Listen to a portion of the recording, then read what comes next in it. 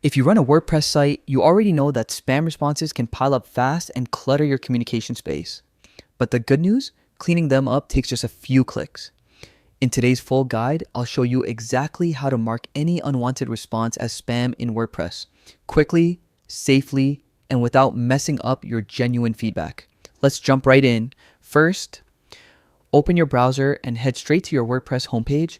At the top right corner, you'll usually see the login button. Go ahead and click it. If you're using the modern setup that supports Google authentication, select Continue with Google, then choose the Google account linked to your site and grant WordPress the necessary permissions. This keeps your login secure and saves time, especially if you hop into your dashboard often. Once you're inside the WordPress admin panel, look at the sidebar and find the section labeled Feedback. This is where all your form responses land, messages from contact forms, customer inquiries, and unfortunately, spam. Now, this is where the cleanup begins. Browse through your list and locate any response that looks suspicious. Usually obvious spam messages promoting irrelevant products, strange links, or just random nonsense. Next to each entry, you'll see a small three-dot menu.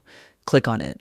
A handful of options will appear, including the one we need, Mark as Spam. The moment you select it, WordPress removes that unwanted entry and simultaneously learns from it. That means similar spam submissions are more likely to be filtered out in the future, keeping your feedback section organized and improving the overall communication workflow on your site.